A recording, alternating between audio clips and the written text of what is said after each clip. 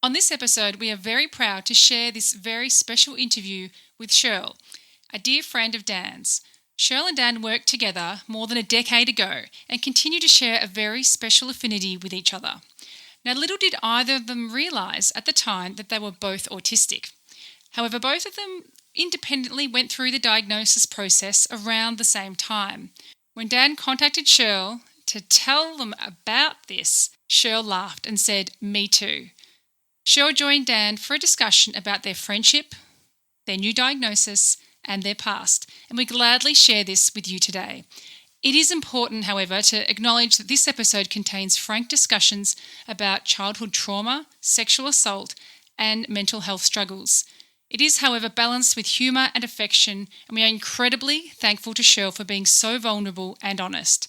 Shirl believes their story can help others who have been through what are far too common situations among autistic people. Thank you, and if you want to contact Shirl, you can do so through us at latetothepartyasd@gmail.com.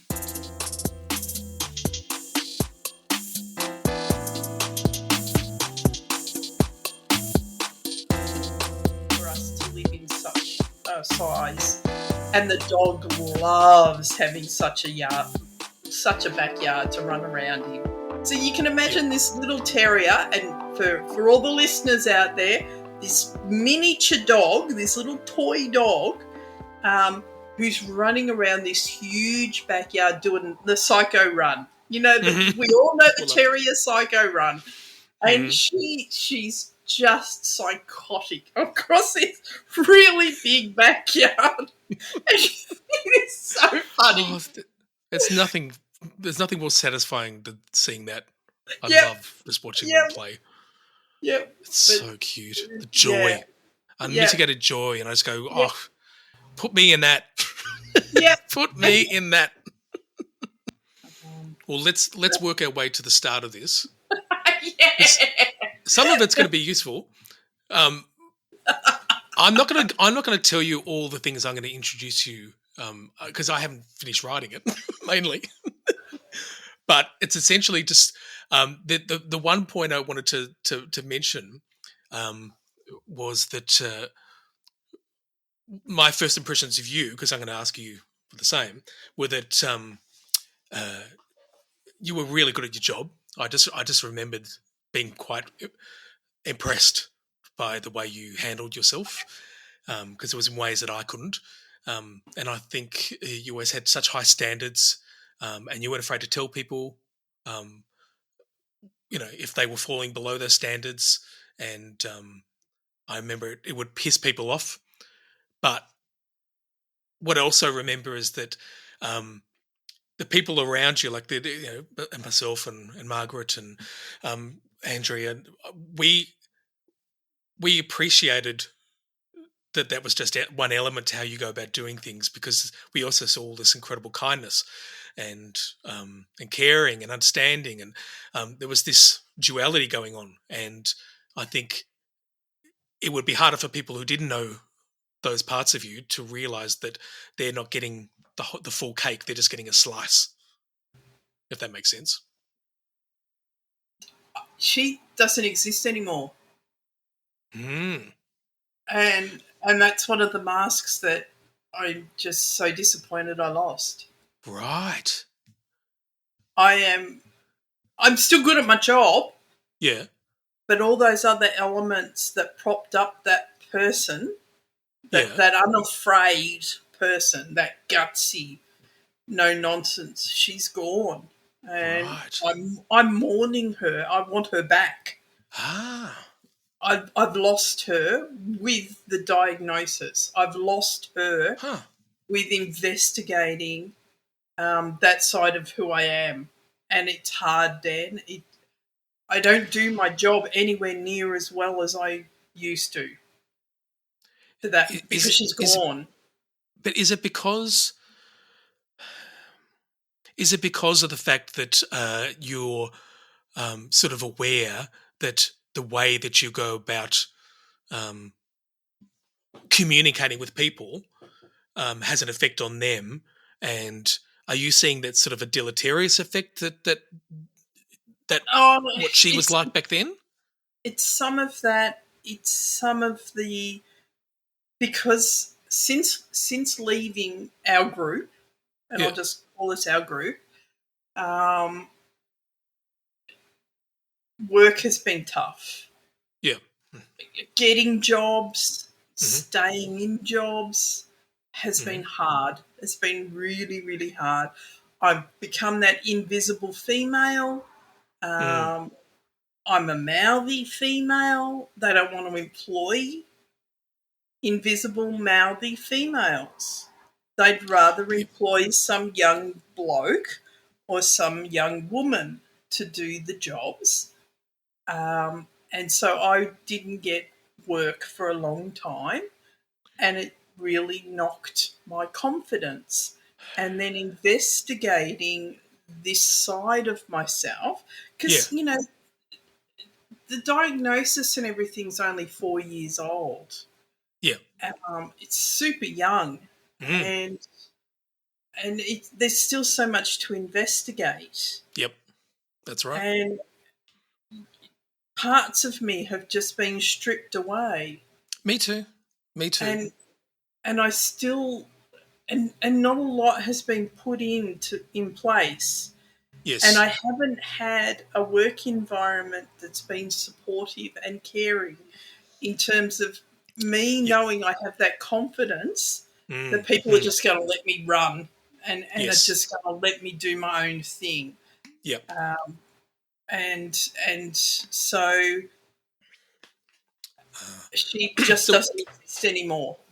It's an awareness of yourself that you probably didn't have before. I know I've had that. Like I was saying, just that sort of that that other aspect of yourself standing back and being the observer of exactly. with knowledge and saying, what you're doing there is probably going to piss them off right now. Whereas before, you weren't. No one was telling you that, and you didn't care. Exactly. Absolutely. There's all of that, but I'm still a good people manager. I'm really good at people management. Probably better than I have been at any other time in my life. Right. And I've got an awful lot of staff through the years that have been super happy that they've had me as their manager. Okay. So that's pretty nice, and I don't always understand why. I don't get it. But whatever I'm doing, it makes them happy, and they are very productive. And because you're empathic. It's that not a lot of managers are. Even listening to them, it's treating them like people. Yep. And it's like, hello, isn't it just basic? I'd see it as blindingly obvious, and it's not. And I don't even understand why it's not. Why are there assholes out there that treat people poorly? You're their manager. You're supposed to help them grow. And people don't do that. And I never realised that, that level of assholeness was out there. Just because I gave them more credit than they deserved. Yeah. It was just pure selfishness often. They just weren't, it never even occurred to them to think about that sort of stuff, So a lot of people like me, and they're still in touch with me these days because I've been their manager. So, yeah. But you weren't my manager when we started together. Oh, no, we were equal. Well, I thought we were equals. And we were buds, and we giggled a lot. We giggled a lot, and that was so much fun. Yeah. Yeah, I felt safe in our group. And that helped. And that's the thing. And and I still do with Margaret. She's near me. But I guess the thing I understand now is that we got each other, and neurodivergent people often get each other, and they don't have to work hard. Yeah. In the same ways, and that's why it was just so easy. It was, wasn't it? Yeah. Yeah. Yeah, it wasn't really easy. Good times. Yeah, I giggled. I used to giggle a lot just listening and trying to picture the person's face at the other end sometimes. But I just love, and I learnt a lot about quality from you, about understanding that, you've what you put out means something. It matters. That there's some quality involved in that sort of thing. Didn't occur to me before that much. Anyway, we need to get serious here for a second. Hi, it's Dan here. I just wanted to explain that in this part of the interview, I grab a little toy octopus tentacle that fits over the end of your finger and started waving it in front of her. You're right. Is this a Squid Game? What? I'll be sitting in meetings, literally with this going on down, like I just move a hand away and I just sit there going like this. I love it. That's your fidget. That's it. Yeah, that's right. I've got a few of them here, actually. Yeah. They're really good. I've got a couple of fidgety things. Yeah, we got the stretchy stuff, and otherwise I just pick my nails till I bleed all the time. Nah, I find things to do. Tap my fingers, tap my pens, twirl my pens. If only I had known all those years ago. That's right. That's my toe tapping, all that sort of stuff. Oh, yeah. It's come in handy. Tapping. Yeah, absolutely. No one can see it. So, yeah, I do the same. In my slippers, because I don't seem to wear any other shoes these days except slippers. Mm-hmm. Yeah, tracksuit pants too. I got to get out of the house a bit more, I think. I've totally destroyed most of the relationships with my family members. So there's... Yeah. There ain't a lot of family left. No, me either. I know. And I'm harking back to what is probably ancient history for you, considering, you have had kids and lots of other things since. But, yeah. But time works funny for me, so... What works funny? Time works. Time. Really yeah. You were saying. Yeah. What does that mean? I never really understood how I can live in a moment. Yeah. And moments and moments and moments. Like I remember what it's like to be a child. I remember what it's like to do all the stuff that children do and all that. And I just don't understand how adults forget that. And Grace Tame said something. She was talking about her diagnosis, and she was talking about how there is a group of us that just don't live in a past, present, future kind of existence, and it's not linear.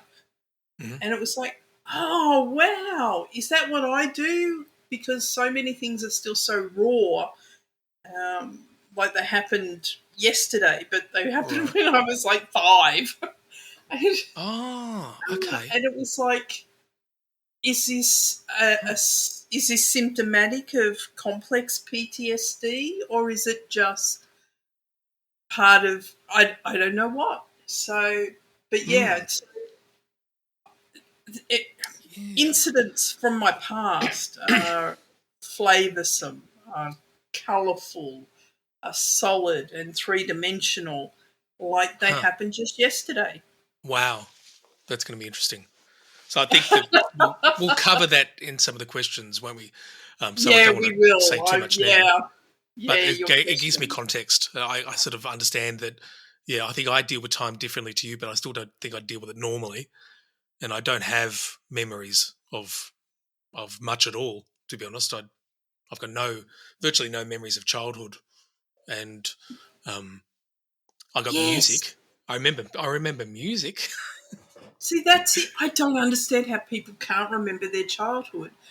when so much of it, I've just got now, just even saying that, I've got a stack of memories just flicking through my head and incidents of stuff that happened when I was in primary school. That's stuff that happened when I was in high school. It's all there. It's on instant recall.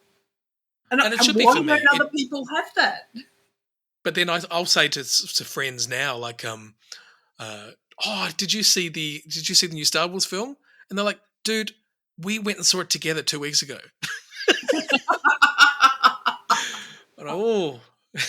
That's not good. So I don't know, if I have a real working memory. Well, it's just different. It's not, and that's the thing. It's that whole versus real. It's just, what and is I forget real? things. I forget everything. Whereas you sound like you're the opposite. I forget everything. And I don't know how you can. All the stuff we've got to remember, the right way to speak, the right way to dress for a certain situation so that you walk the right way. I haven't worked that one out yet.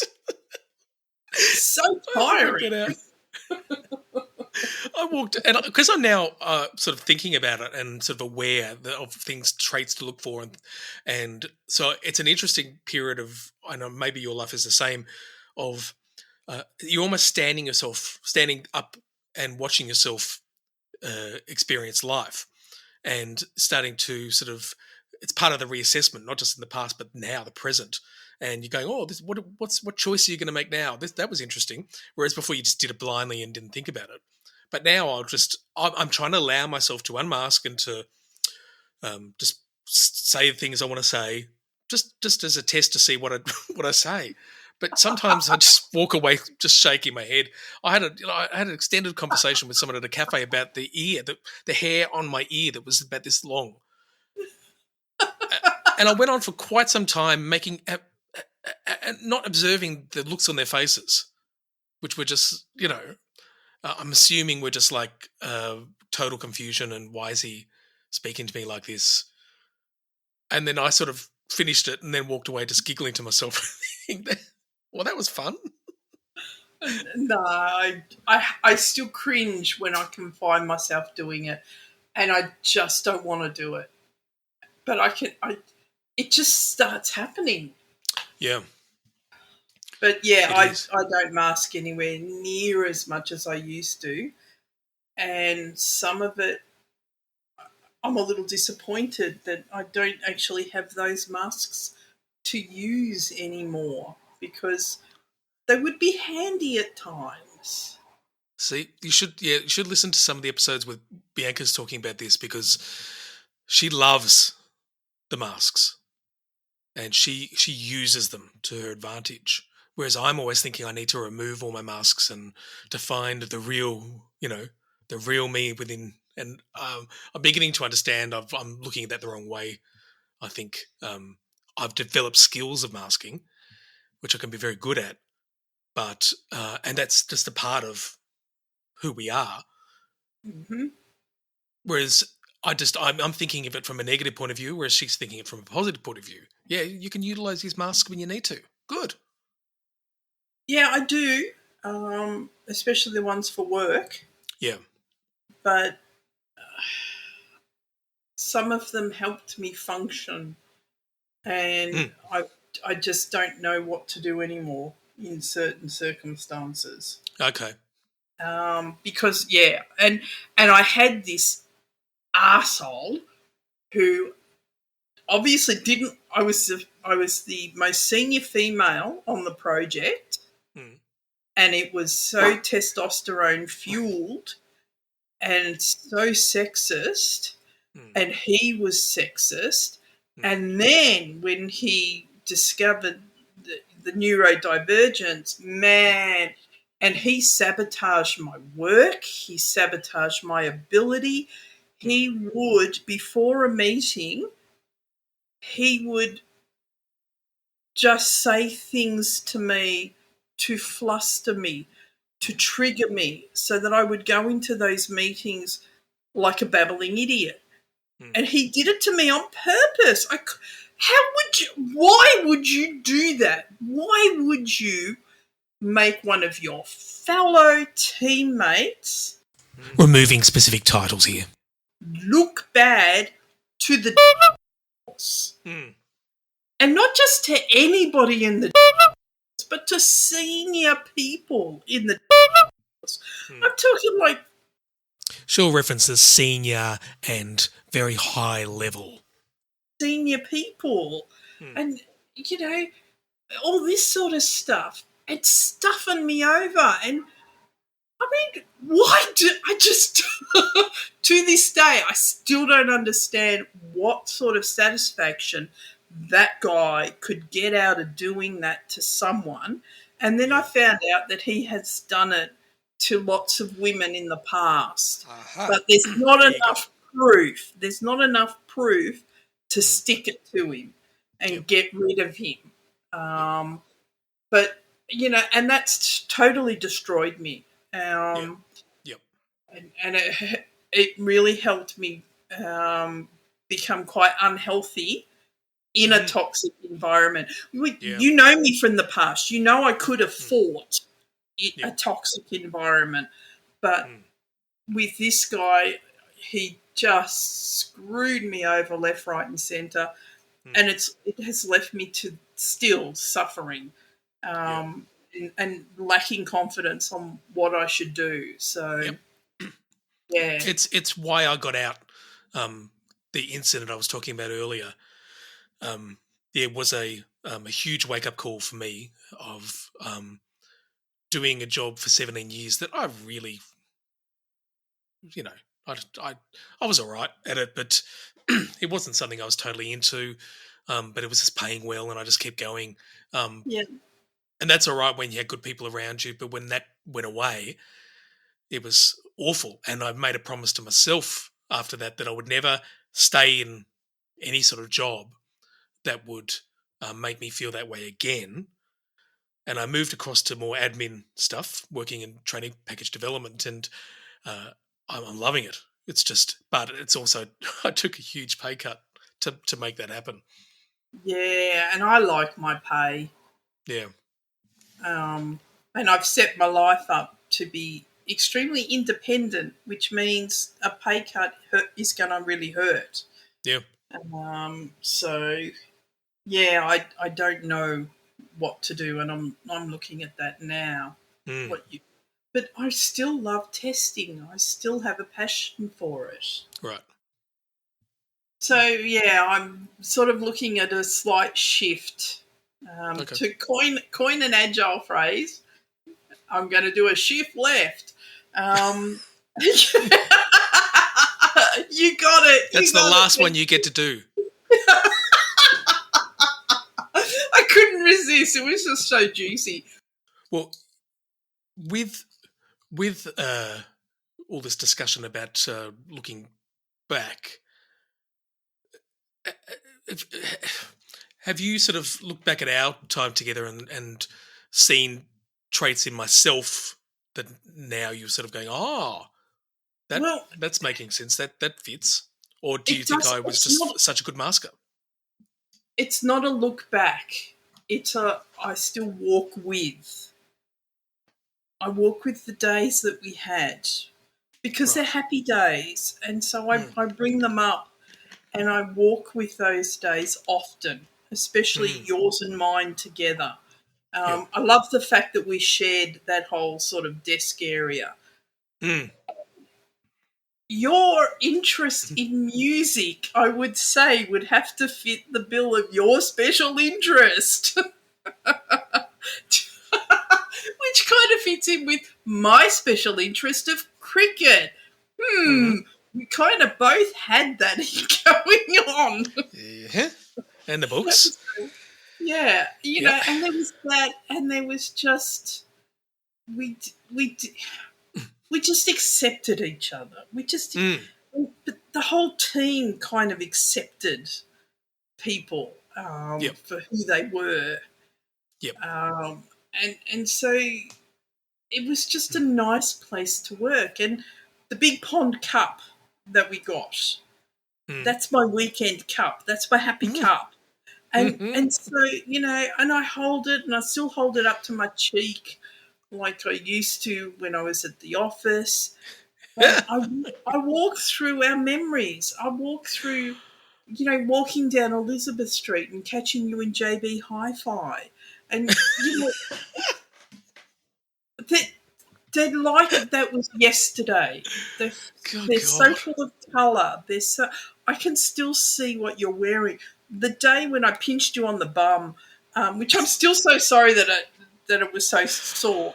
It was meant to be a joke. But I still remember the corduroy and what it felt like on my fingers. And the corduroy. yeah, and that jacket you used to wear, that bony, tanny kind of jacket, not the corduroy one, the other one. No. Yeah. I still remember how it sounds when you moved. Yeah, it did have a particular sound, didn't it? Yeah. It did. That lasted a while. And that's all like it was yesterday. That's all like, I could walk back into our office and sit down and carry on like it was just, it had never finished. It had never, it was still going on. I would know how to set up my desk again, and you guys would all sit there and go, "Oh yeah, Shell's back." And Bloody you even knew that. You guys all used to move, say, my stapler a couple of degrees, and I would know, and I would put it back. So, and Margaret was the same. Yeah. Amazing. Absolutely. So, yeah. And Margaret's house, by the sounds of it, was just like my house. Everything had a particular place. And, yeah, it hasn't changed here in the house I'm in now. If anything, it's more so because I don't have a whole family to muck up. Yep, exactly. That's the point, which is why I've never developed that, because Jen's different to me, and yeah, it just doesn't need or want that kind of organisation. Where for me, my happy place would literally be, and I say to her sometimes, I want to be able to close my eyes and walk into another room and go exactly to the spot I want something, and I know it's there without even having to open my eyes. But that doesn't happen. I'll end up tripping over something. Yeah. Whereas I don't even put the lights on half the time because I know exactly where everything is, and I know I can go straight to exactly what I'm after. Yep. No, I've suppressed all that. Yep. No, it's so nice not living with anyone except the dog. The dog actually, she kind of takes it all in her stride. She tells me off when I need telling off. Did you have pets from like a young age? Yeah, and I got on with them so much better than all the people around me. Yeah. I really did. Oh, look, the huge list of Asperger or autism traits, I sit back and I tick off so many of them. It's, it just made so much sense. What was, like leading up to, the end of primary school, what was it? Because you've got this memory, which can be, a curse as well.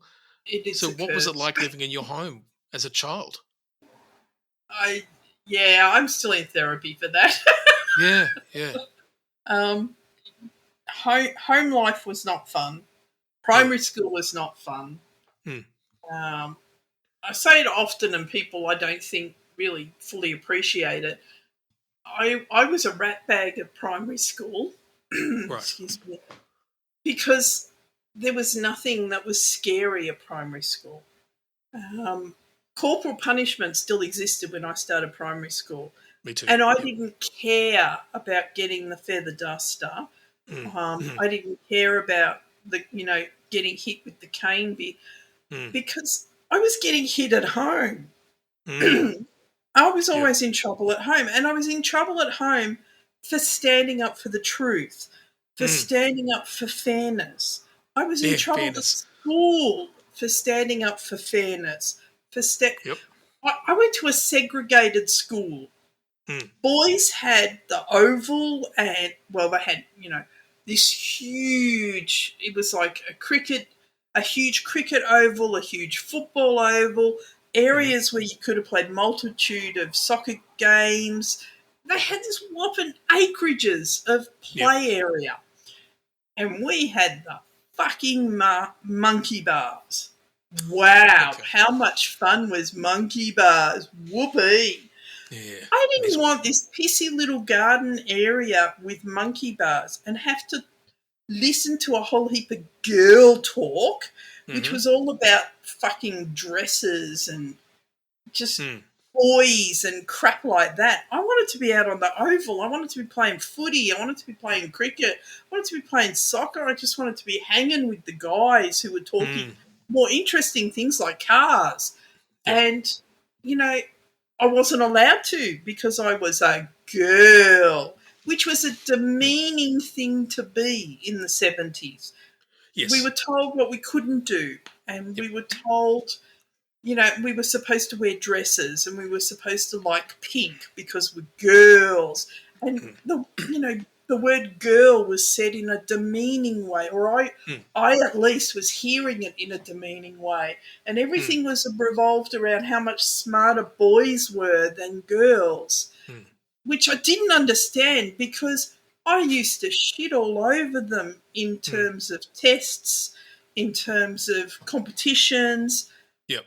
I was smarter than them, but that wasn't supposed to be because I was a girl and they were boys and they were treated better than I was, which was wrong as far as I was concerned. And I let them know it. And I was tall, so I'm the same height as some of the teachers.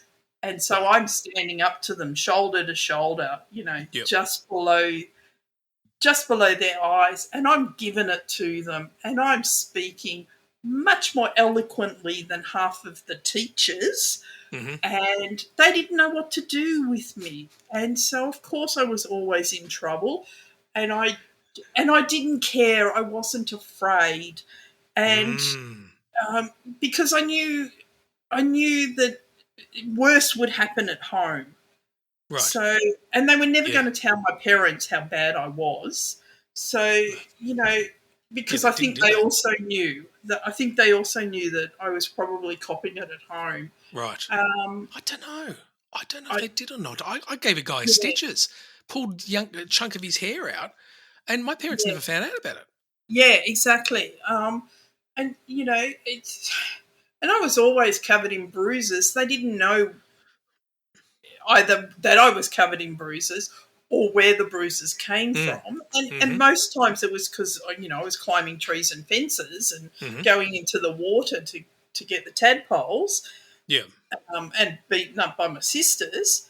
I had 4 sisters who were 4+ years. So, 4, 6, 8, 10 years older than me.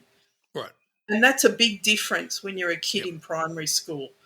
And, of course, some of them had been through the primary school. And so, in rocks Shirl, and they're like, oh, you're one of the Allen girls. And it was like, oh, my God. So I'm like, yes, so what? And they're like, oh, okay, she's not a nice one. She's not obedient. She's not pleasant. She's not going to be like that. And they're like, you're one of the Allen girls? And I was like, yeah, so what? They finally get the hint that I'm nothing like my sisters. Oh, okay. So, and I was lippy and I just, I was in trouble nearly every single day, except some teachers basically finally got the hint that I was not going to move off the oval. I was going to, get into trouble for being on the oval. I was going to be mouthy about it. I was going to stand up to them, which girls were not supposed to do. Yep. Girls were supposed to be playing elastics, and girls were supposed to be, doing the hands flappy thing, and chanting all those stupid songs with hand slappy movements. And I've just given them lip.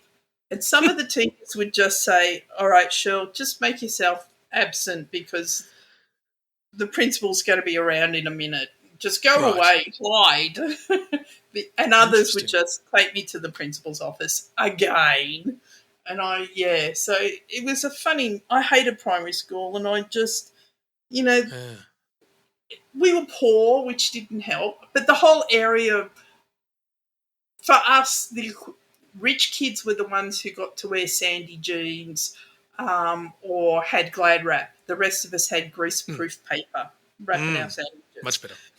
Yeah, absolutely. But, there wasn't a lot of wealth in the area, and it wasn't a time of high wealth, but there was, degrees and, large family. And, the shit I got for, 6 girls, didn't you own a TV? Are you Catholic? And all this shit. And I hated it. I absolutely hated growing up. And then I'd go home to my sisters who were brutish, who were nasty, and the whole family who knew I was different. Yes. And I was picked on for being the different one. I used to call it I was the whipping boy. Because or I was the whipping kid, the one who got into trouble when something would go missing. Shirley did it. Money would disappear out of the parents' out of her Royal Highness's purse, the witch woman's purse. Shirley did it. And Shirley didn't do it. Shirley was actually very honest, and Shirley wouldn't even... The idea of stealing was just a no-no. But so I was the one who was punished. And I had no idea which one of my sisters was stealing money. I have a good idea, but it wasn't me. But I was the one who got in trouble. I mean, I had a sister who was beating the crap out of me one day. Well, she beat me up a lot. And so I grew my fingernails. I used to bite my fingernails, and I stopped biting them, and I grew them because I was so sick of being on the ground and having the shit kicked out of me. So I turned around and scratched down her legs finally, when she was kicking the shit out of me. And I got into trouble. Of course. Yeah, of course. Yeah. And that, that happened to me like it was yesterday. Yeah. And you stepped out of your role. That's why. And I got into trouble. I got into trouble for that. Yeah. And she would bait me, and she would, taunt me, and she knew which buttons to press and make me go mental. And yeah. So, does she acknowledge that now? Oh, no, not at all. We're not talking again. And we won't be talking ever again. And yeah, no, she's done some dishonest things in her adult life that I don't sit comfortably. And she wasn't there for me, even though she nagged and said, I'll always be there for you, blah, blah, blah, blah, blah. And she wasn't, so I just said, fuck you. So she didn't invite me to her wedding. She and the other sisters didn't tell me when a sister died, so I didn't even get to go down to Melbourne to say goodbye because there was enough time. There was enough time to people to go to the deathbed and say goodbye. Yeah. And I wasn't told. Yeah. So, yeah. And there's obviously been very little reflection, and I guess when you're on top, why would you? Do you see what I'm saying? Like that, if their mindset would be, well, what do I need to reflect on? People who have gotten away with that sort of behaviour. Yeah, I'm not very confident that they would ever change or reflect and come back and say, oh man, what I did was wrong. No, they're never going to. You're absolutely right. They were enabled by the parents allowing all of this. Yeah. And I have a friend who is also, funnily enough, neurodiverse, And he sits back and he says, they know we're different. And because they instinctually, at some level that they don't know it, blindingly obvious, but at an instinctual level, they know we're different. And so they cull us from the herd. And they separate us because we're not one of them. We're not neurotypical. So they just sit back and they recognise there's a difference and just attack us. And that's why so many people in the neurodiverse community have bad relationships with their families. Because those differences. And the worst part of all of this, Dan, the really worst part of all of this is I have nieces and nephews who are neurodiverse. I have nieces and nephews who have children who are neurodiverse. And do those fuckers turn around and sit back and go, Shirl's neurodiverse. Geez, maybe we should reach out and say, we treated you badly. Because they're so accepting of their kids. They're so accepting of their kids and their grandchildren. Yes, and they sit absolutely. back and go, oh, look at our lovely children. Look at our lovely grandchildren. Oh, aren't we so accepting of these neurodiverse children and their and their children? But we treated a sister like shit. Well, let's just not visit that. Well, think about this. Let's not go back there. If you saw them again, I imagine that you would be straight back to the younger you, with all those same feelings and the relationships. I love the sound of dogs. And the same sort of relationships that you had established over the years would still be there 30, 40 years down the track. Yeah, I think you're right. You become that character all of a sudden, and they become that character, and that's very hard to undo. It is. It really is. But that's the thing. I'm not sure that I would. I think I would, because I'm still so angry, because it's still so fresh, because it's like, it happened last week. I would needle them.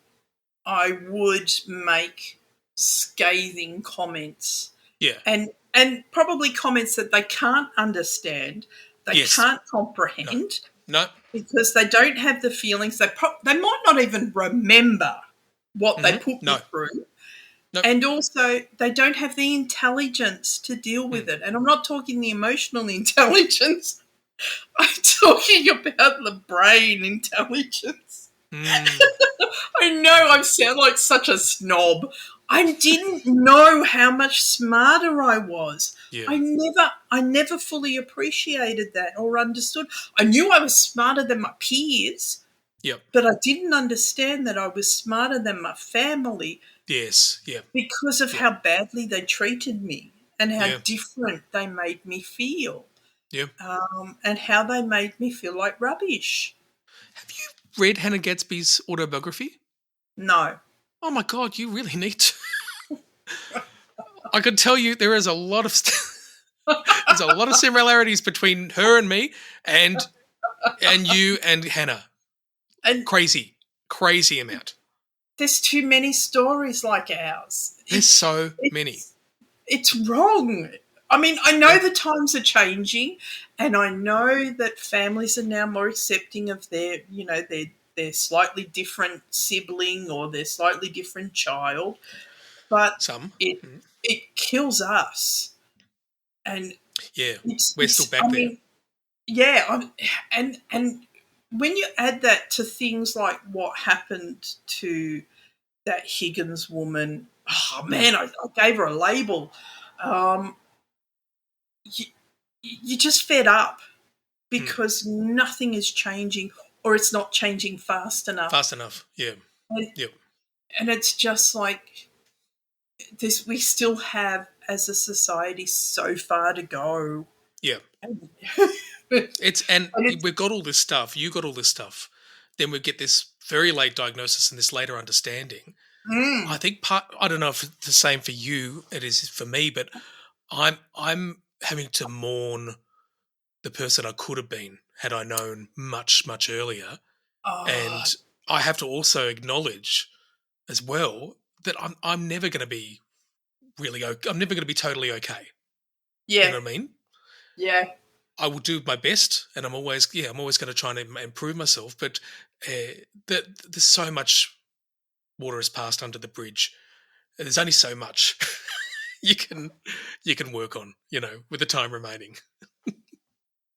If I, you know what, if I could have had it all again, if I could have just been a non-gendered humanoid who's fucking clever, who's Mm, got great motor skills, and mm. in other words, if I could be myself again, Yes.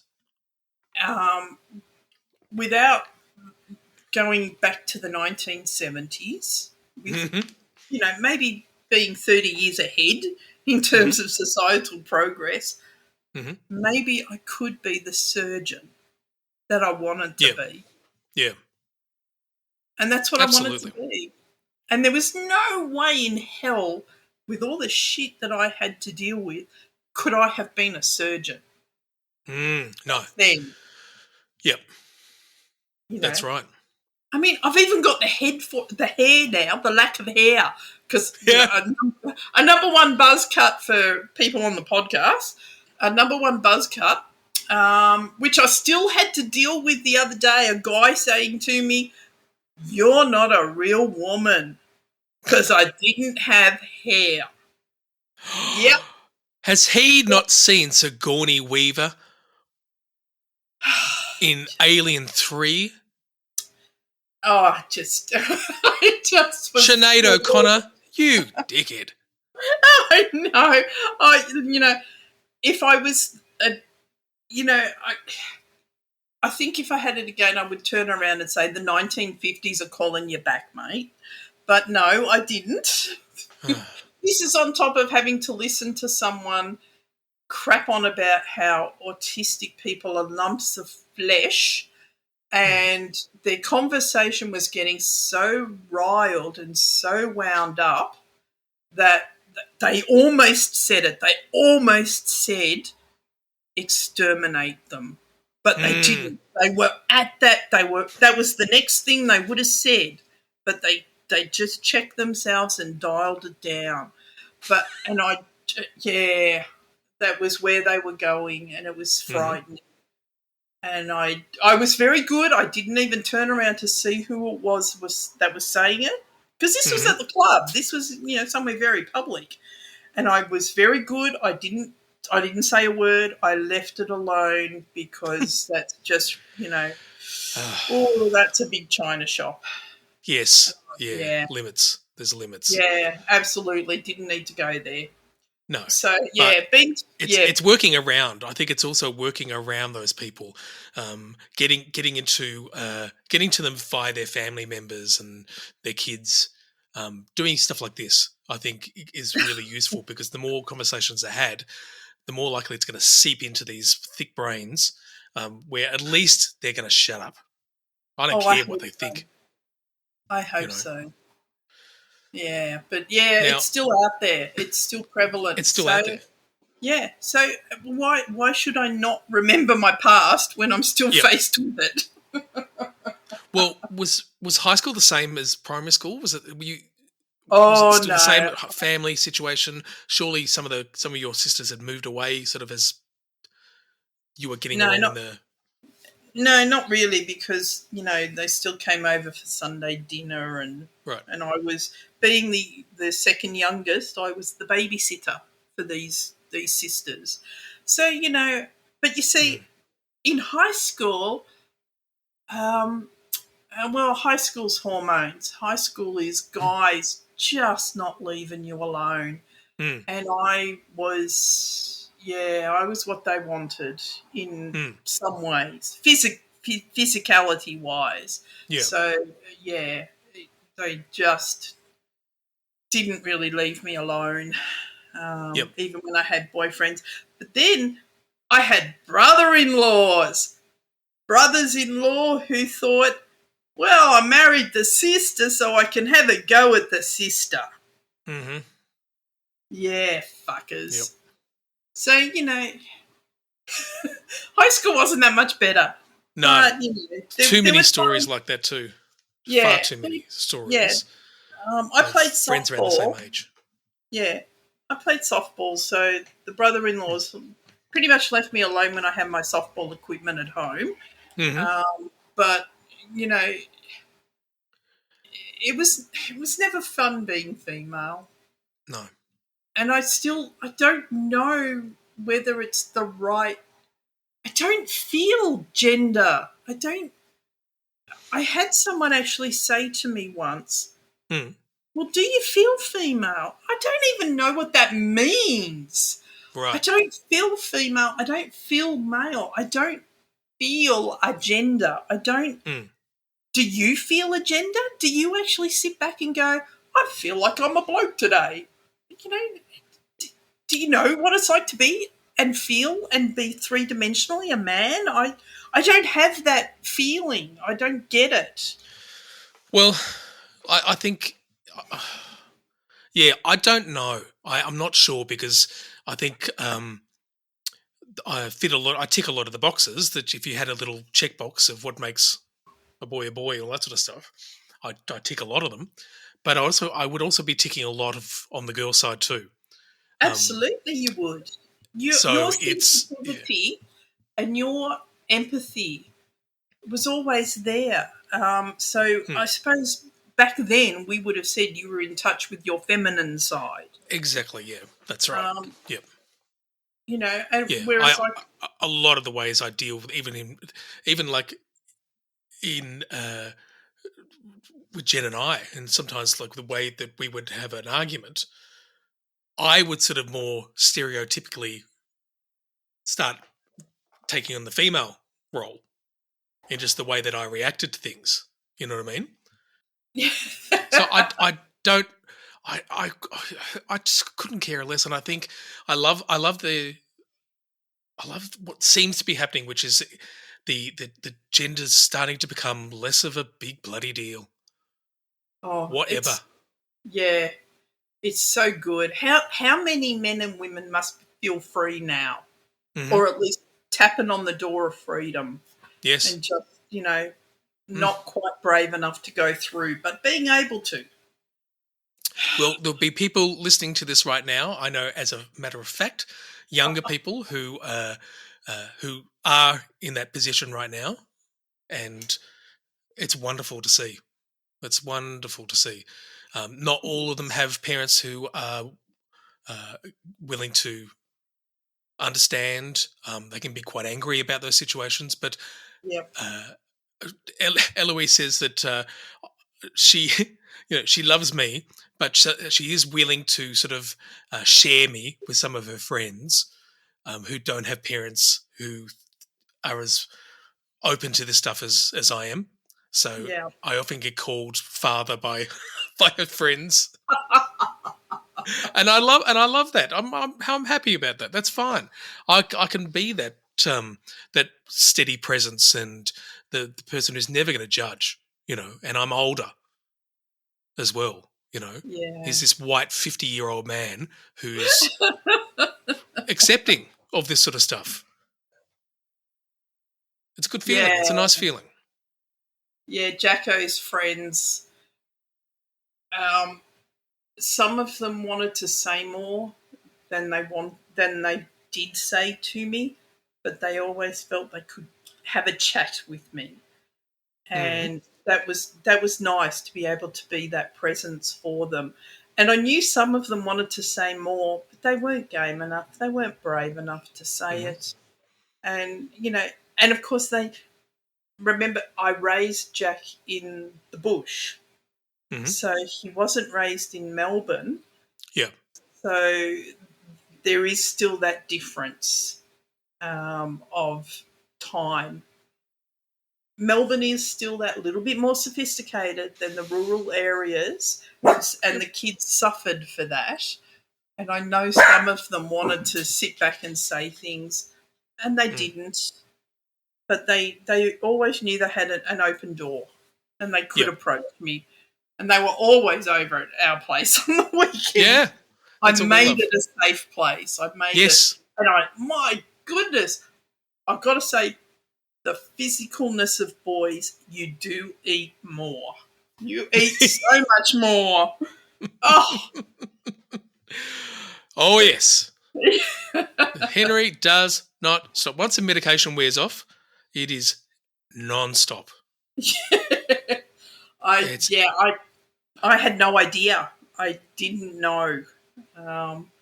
It was an eye opener. But I miss those days too. I miss cooking for all the boys, but I still have a big full pantry Yeah. for no one. No, well, I'm cooking different meals for everyone because they won't eat the same bloody things, you know. So I'm happy. I've got my barbecue. I love cooking on the fire pit, and I cook things that I want to cook. And if they eat it, great. If they don't, have some bloody nuggets. Yeah. That's what you're going to do. I'm fine as long as they're eating a couple of vegetables, whatever. Yeah. Now I want to move along.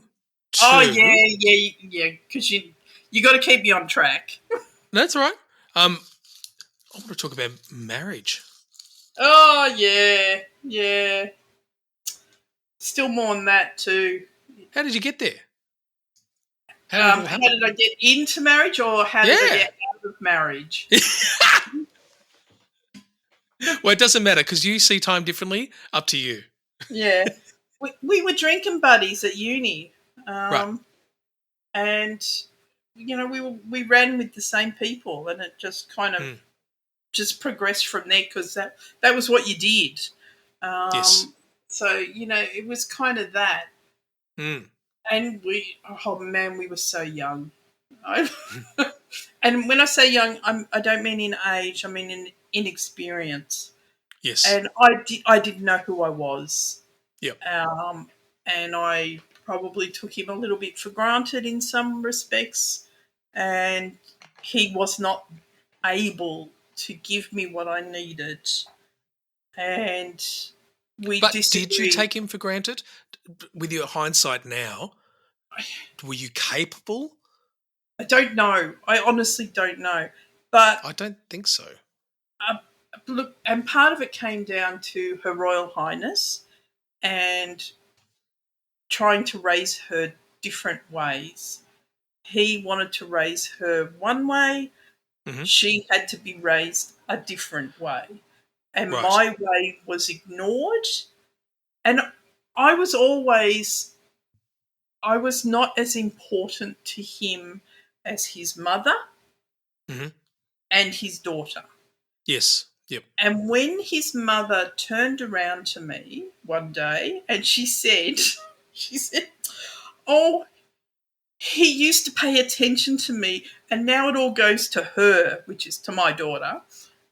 I'm like, how the fuck am I supposed to respond to that? Because he's always treated you better than he ever treated me. And you're sooking to me?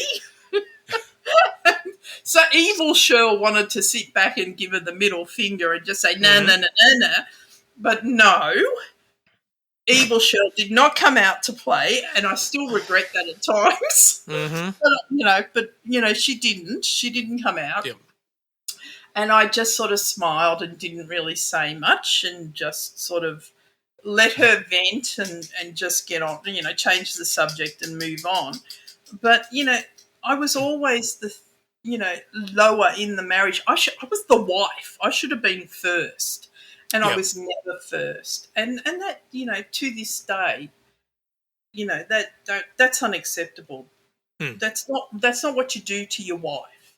And so, I struggle to get past that, and it bugs me that my son has a good opinion of his father, which he shouldn't have.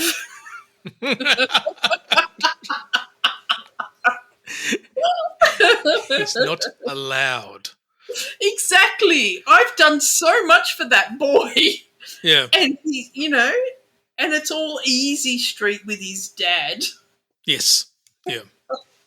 And that sucks. That really sucks. But December really did show that my son does care for me. And he came up here and he looked after me. Yep. So And this is the op. You had an operation that required you to yeah, have some absolutely. support. Yep. Yep, full lube and oil change. Couple of timing belts where that were necessary. So, Why didn't you go full electric? well, I was proper tempted, upgrade. I really was tempted to go down the whole cyborg path, but no. Yeah. That unfortunately, the cyborg implements of today's medicine are just not up to it because you've got a high maintenance. The organic path, which is the path I went, so I'm part Minotaur, less maintenance. I don't have blood thinners. I don't have drugs. I don't have weekly tests. Right. The mechanical side, you have weekly tests and stuff. Okay. Yeah. And are you taking any medication specifically related to autism or ADHD? No. Interesting. I sit Why? back and I resist at times to take lots more of the pain meds I'm on. Yeah. Just to survive, Yeah. just to forget, just to stop my brain. But no, I'm not on any meds. Some of those actually do that. I know. Like, I'm on one pain med because I've got some sciatic nerve stuff. I take a pain med called Lyrica, and there Sounds are times. lovely. Oh yeah, Lyrica. It keeps my. Yeah, it does sound nice, doesn't it? It's not morphine, which is what I would really love to have. But no one gives you that anymore. No. But yeah, it stops the sciatic pain, which is pretty cool. And I'm only on a minuscule amount. I'm on the lowest dose you can get.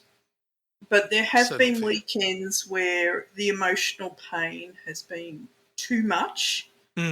So I've been functioning enough to feed the dog, to take the dog outside, and the rest of the time I have just given myself much more Lyrica than I'm supposed to have, just to forget, just to stop and go on holiday. And yeah, an inner holiday, an inward holiday. An inward holiday. But what I would really love to do, which is very naughty and I probably shouldn't disclose, but hey, autistic oversharing, I'd really love LSD. I really want to go on that journey. Me too. I really want to. I want to get to that pain that's in there. I want to investigate it. I want to do it on my terms, not on someone else's terms. So I want to do the LSD trip. I don't want MDMA. I don't want. No. I want the actual hallucinations. I want the full diving, and I want they say it's going to be 12 hours, but hey, it's us. It's 24 hours. You and I both know this. I want a long weekend where I take it on the Friday night, and by Sunday I'm coming down, and then I process everything on Monday, and then be back and functioning for work on the Tuesday. I'll put the dog in boarding, and I just want to do that whole trip and investigate me and go through, because there's pain there I haven't tapped yet. No, there's stuff I haven't spoken to even my psychologist about. Same here. Yeah. When are we going to get into this stuff? Even when Jen came and sat down, she's attended some of the sessions with me, which has been really helpful because I don't remember anything. And it was just by the end of Jen's little speech about things that I hadn't even talked to her about, there was this long silence. And I could almost hear her going, "Oh shit!" Yeah. Like, I don't know if you kept, like, I've still got all the old poetry and things I wrote when I was a teen, and I read that now, and I just go, You poor bastard. I actually remember saying that out loud to myself. Yeah. Yeah. I see. I don't need to write anything down. It's all still in my head. Yes. God. I never had the relationship with my husband where I told him things. He doesn't Right. know. He doesn't know about the sexual violence. He knows none of that. He's Yep. totally. Oh, and now all your listeners do. But Well, unfortunately, they're our all going to be listeners sitting back. more than Yeah, well know. they're nodding. They're going, yeah. Yeah. You don't have to say anymore. Been there, Yeah. done that. Yes. Let's compare notes. Yep. How often does it happen?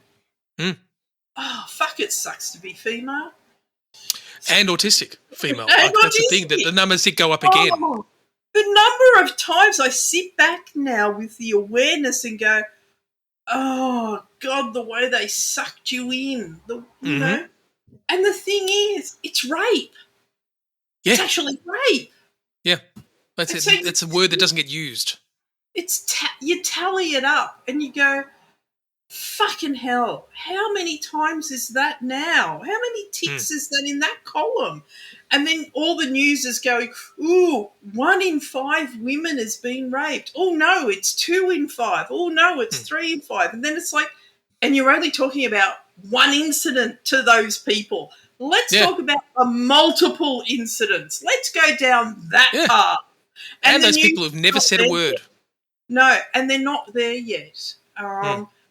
And I can't open my mouth up for a lot of it because of that powerful word shame. I can't get past that. For me to actually tell you this is why the camera's off. And I promised myself I would be so open and honest with you because I honestly believe I have a duty to your listeners to let them know they're not alone. Yeah, that's right. And to let them know that it's happening too much. Yes. But the thing is, I'm silent. I work stone's throw from Parliament House.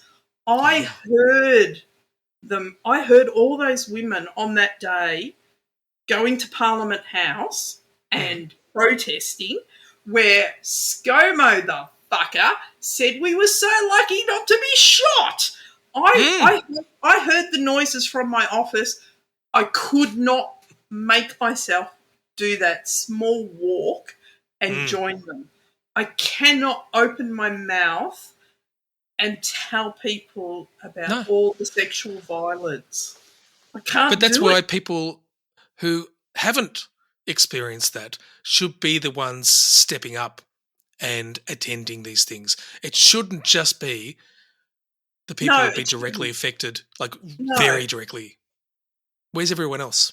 Yeah, and that's the thing. You know, how many times do you have people in whatever walk of life go, oh, I'm here because I'm now affected. It affects me. Pisses me off. It shouldn't be that. It should be, I am a concerned person and this is a wrong. Yeah, that's right. And that's not happening enough. And that's not happening enough in so many walks of life. And oh my God, I'm so sick of patronising people. They hear you're autistic and all of a sudden the cutesy little patronising voice comes out. No, I'm just so good to be able to do that. Fuck off. Yeah, exactly. Sorry. I wish I could say that, but I don't. Oh, well, I told a rehab nurse, I said, look, if you're going to continue to be this defensive and negative, I'm leaving. And she changed a little bit, but it was not enough.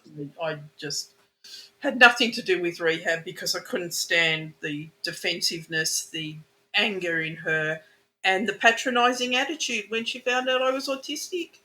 I just wanted to punch her lights out. And I'm not a violent person, but my goodness, the violence that I really want to do to people, it's too much. Yeah. And I don't know what stops me sometimes. I don't know that feeling. I just don't have. It just never stirs in me. that sort of stuff. And I Oh, got, my closest friend is the same. There's a lot of stuff he could have done, I think, to have had from health perspectives, to say, no, you're going to do this now. You're going to treat me now. But he, just like me, we just don't have that in us to do that. oh, That's like the worst possible thing in the world, to have to complain and to do that sort of stuff. I can't do it. well, you know what it took for me to actually get my cardiac operations was I had to turn around to the cardiologist because those men wouldn't actually listen to me, and that Mm-hmm. was I know that was gender specific, and they wouldn't acknowledge that I was having angina at rest, which Right. it's rare, but I'm telling you, I have angina at rest. I'm Yep. telling you, I'm waking up at 3 o'clock in the morning with angina pain, or I'm waking up after a sleep with angina pain, and they're not accepting it Mm. because I'm female and I don't get chest pain Mm-hmm. like a man. Yeah. And so I was Because that's how not they've been getting, taught. yeah, I'm not getting the treatment. And I just turned around to this cardiologist and I said, look, treat me or not, I just don't care anymore. I've had enough. But just tell me that I'm going to have a big enough heart attack to die because Mm. I'm fed up and I've had Fed up with enough. it. Yep. And I all of a sudden got action. Yeah. And I know. no Yep. one should have to do that. That should They not do. have to They be do. the case. And Yep. I was just stunned.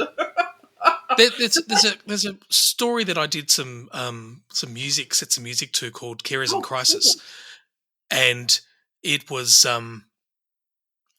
extraordinary. One of the stories was a lady who had an adult with a disability, and she ended up calling up one of the support services and saying, unless you bring someone over now to help me, I'm going to kill my child and myself. but And that's that's what it took ignored. to get someone to come and help. Do you know, I'm still so sick of hearing the women that go to jail because they've killed their children and they've done everything beforehand Hmm. try and prevent that from happening. They've yelled and screamed for Yeah. assistance. They've been ignored. They've not been able to get their assistance, and they've been pushed to the max, and Yep. they've drowned their kids in the bath. Hmm. And I feel sorry for those women. Of course. Because they've followed the process. Yep. They've cried for help. They've cried and cried and cried, and no one has helped them. You Yep. shouldn't have to go to those lengths. This Yep. is a rich country. We are rich. We are more accepting than, or we like to tell ourselves we are. But we still have people that have to go to ridiculous lengths to get some assistance. And it shouldn't be that way. And I was Should never really be that way. hoping that COVID would make people kinder. And that vanished as soon as people started unmasking and Yep. stopped wearing masks. And, we've gone back to, sorry, not all of us, many people have gone back to their nasty, selfish selves. Very quickly. I was wondering Very, very how. quickly. Yeah.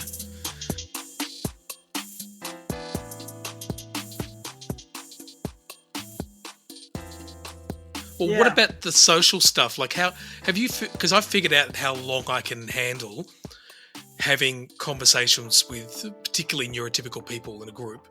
I have a cutoff at 25 minutes. That's as far as I can make it. Have you It figured out depends. that? It depends on the people. Now, my psychologist, or my ASPE specialist, as I like to call him, he suggested I find a group. This is going back nearly 4 years ago now. And I said, "You want me to find my tribe?" And he Mm-hmm. went, "Yes." So I found my tribe. I have a group of people that I play cards with. Right. And I play, 500 and Bolivia, and which is a form of canasta. and games like that. So no, not poker, not betting ones. Thinking strategy kind of cards, and it's a safe place. It's my place. It's my tribe. So depending on the mix of people, it's either an hour or it's 2 hours. Yep. Or I'm there till they kick us out. Right. And it depends on the mix of people. Yeah. And we go up the mountain. We go up to Mount Kosciuszko. We rent out a ski lodge in the off seasons. We rent out the whole ski lodge, and we just sit and play cards for a whole weekend. Yeah, but that's playing cards, so you're not having to sit there and small talk. Well, I'm talking specific. I should have said small talk. How much small talk can you do? Oh, I had to go into the office on Friday because, return to office crap. And I had to make small talk, and it was just so tough. 10 minutes tops. Yeah. And I'm just a babbling idiot. And I can see it now because I don't have those masks anymore. I am the deadpan, no emotion voice. I'm the robot because that small talk person doesn't exist anymore. That mask I've not had to put on for so long. I don't have it anymore, and it's hard. It's tough. And I hate doing it. I've always hated it. And I'm just really finding it tough now. So, I like having that face. Like I'm doing that now too. My face sits differently a lot of the time. Yeah. From what it used to. Yeah. Which is really interesting. And I'm calling it home base. You know what I mean? Oh. Like you're not off doing tasks. You're not off on a. I don't know if I'm using army as the right thing, but when you get to home base, all that stuff comes off, and you can just relax. It's funny you say that because you have a really lovely smile, and it's a really joyful, involving, share with me kind of smile. And I think I might have it too, but I don't know because I haven't seen it on my face. Have you ever seen your smile? Do you know what your smile looks like? I see the photos, and you have photos. Like you have photos where you're smiling. I'm always told to because I'm told I have to. Oh, I try and Jen will just keep taking photos until I smile in a way she's satisfied. My family doesn't put photos of us out smiling very often, which we didn't smile a lot as kids because we were told to. Cute. Well, I think it's so funny with the kids. We've got 2 pictures on the wall that I took and sort of manipulated a bit to make them look like paintings of both kids, and they've been up there now for years. No smiling. Yeah. They're literally deadpan, both deadpan. One of Henry is just him staring straight, with his arms by his side. He looks a bit like Where's Wally because the stripes he's got. Yeah. And I always wonder whether people look at them. They say, "Oh, that's really cool photos," but I wonder if they also look at them going, "What the hell? Like, what's all this monotone? Where's the smile?" Yeah, probably do. They don't do it. They don't do the smile. Henry's as social as Henry is. None of us are naturally wanting to smile. We have really digressed. We have really gone off track. Of course. I think I covered pretty much everything that I was going to be asking throughout our conversation. Yeah, we covered quite a lot of that stuff. Yeah, but your special interest was always music. So I know. Yeah, and yourself. Once you get your diagnosis, you sit back and you go, "Yeah, I bet he's autistic. I bet she's autistic."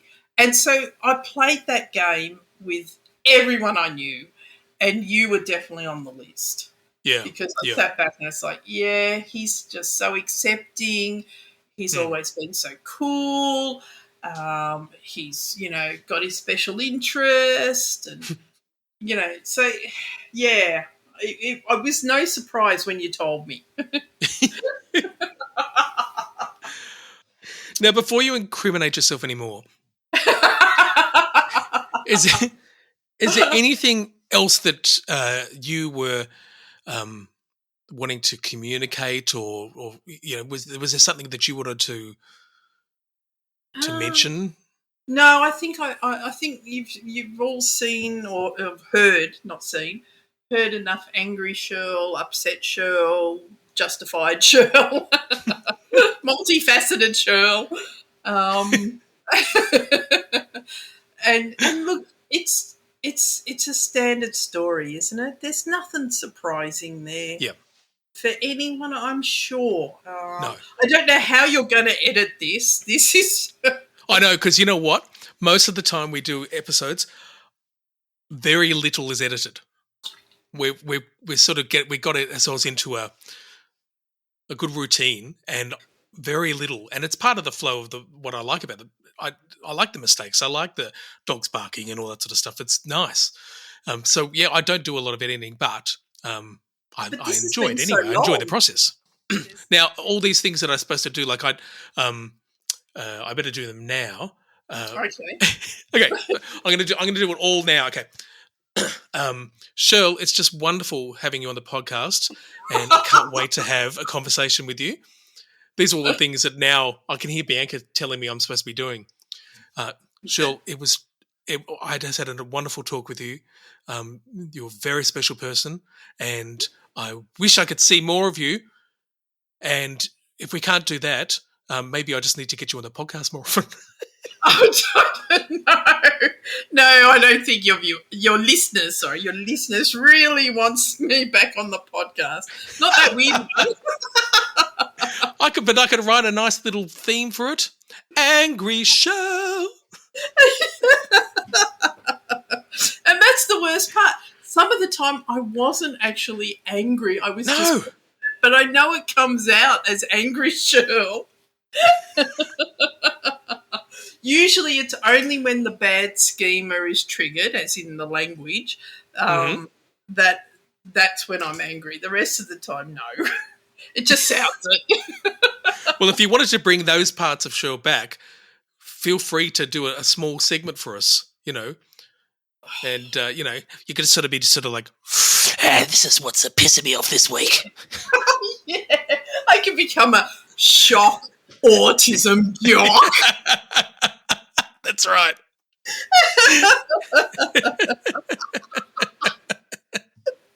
Well, Dan, it was a pleasure to talk to you. We don't do it enough. Great talking to you. Yeah, Dan. And Thanks so much for doing this. You look really good, and you can see how good I look. That's right, yeah. You actually look like the surface of Mars for some reason. I'm not sure why that is. Oh, maybe because after the operation my skin got really, really dry and flaky, so that's probably why. Oh, maybe you're just really close and I'm just looking at a pimple. No. That could be it. Dan, I'm 56. I'm post-menopausal. I have clear skin now.